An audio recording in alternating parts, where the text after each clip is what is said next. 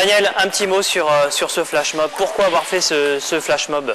Alors pourquoi on l'a fait? Écoute, avec Audrey, on s'était retrouvés lors d'un stage plutôt d'une formation au niveau de la fédération. Et à ce moment-là, en fait, on a discuté ensemble, et c'est vrai que le Fit Ping Tonic c'était déjà connu dans certains clubs, parce qu'il y avait plusieurs stagiaires de différentes régions qui nous permettaient de savoir s'ils venaient se perfectionner. Mais c'est vrai qu'il n'y avait pas eu de buzz, c'est-à-dire que moi, en tant qu'entraîneur, on va dire en faisant quelques heures par semaine, je ne me rendais pas compte, je n'avais jamais entendu parler de ça, et on a voulu en fait créer un buzz avec Audrey, et c'est là où nous est venue l'idée du flash mob. On a eu de la chance, il a fait très beau.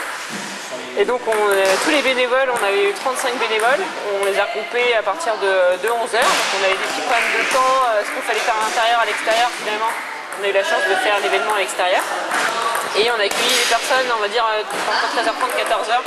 Ils sont arrivés petit à petit, on a eu une bonne 150 personnes qui sont venues. Pourquoi Charenton? Alors pourquoi Charenton? Parce que je suis au club de Charenton, donc c'était plus facile pour moi, pour l'organisation d'un point de vue relations mairie, relations municipales. Et ayant déjà été entraîneur par le passé pendant pas mal d'années, je sais que j'aurais pu compter sur certains partenaires qui auraient pu nous aider, mis à part la commune et le club. Cette manifestation, depuis plusieurs mois, nous l'avons préparée dans un objectif de faire venir un public féminin différent au niveau des tranches d'âge, qui désire découvrir l'activité ping autre qu'à travers des entraînements encadrés de tennis de table.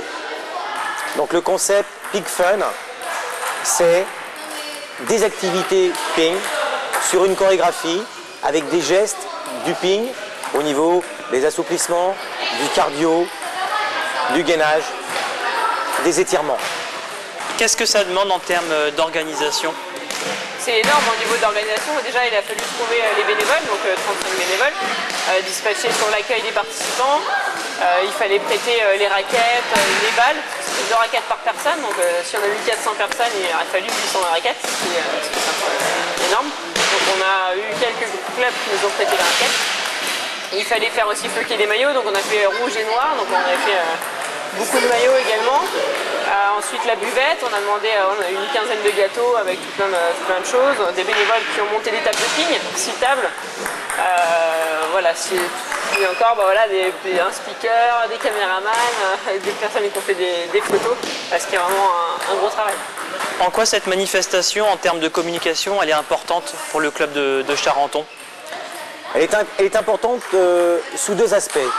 Le premier, c'est d'apporter un public féminin que nous n'aurions pas pu avoir, joindre, obtenir si nous étions restés exclusivement sur un encadrement tennistique. Premier point. Deuxièmement, nous voulions comme axe, un axe de sport bien-être et sport santé, tout en donnant un aspect ludique et bien fait.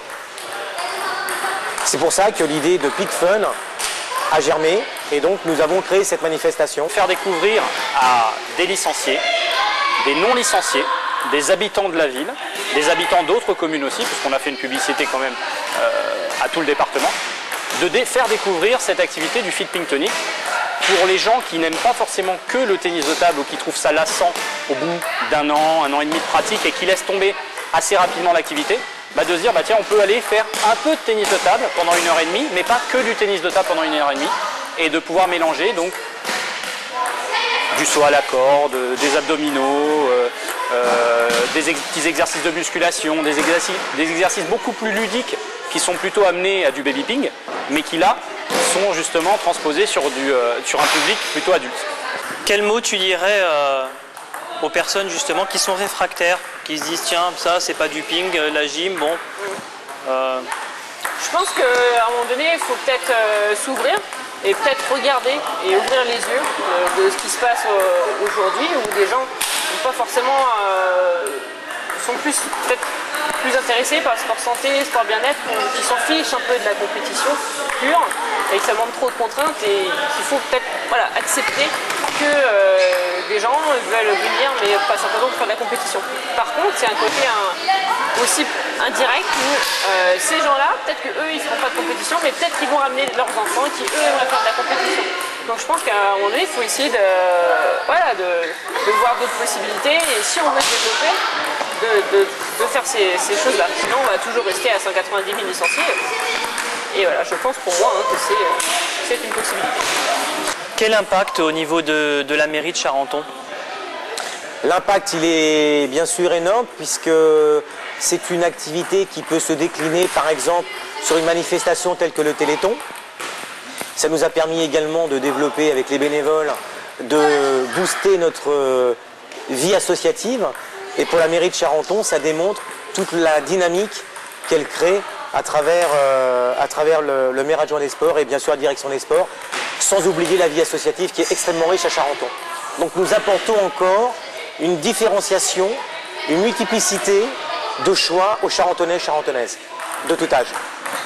Le Fit Pink Tonic, c'est français, ça vient de l'étranger, comment ça a été inventé? Alors c'est français, c'est un projet fédéral qui a été lancé au mois d'avril 2011, début d'année 2011, par la fédération. Et ça a été mis en place justement pour essayer de développer au départ essentiellement le public féminin, puisque tout ce qui est abdos, fessiers, ça touche quand même beaucoup plus le public féminin, et de manière à pouvoir attirer un peu plus ces adhérents-là et augmenter ce pourcentage d'adhérents, on va dire, féminins. Mais au jour d'aujourd'hui, ça peut attirer aussi du public masculin. On l'a bien vu sur la vidéo qu'il y a quand même beaucoup de garçons qui étaient présents lors du flash mob.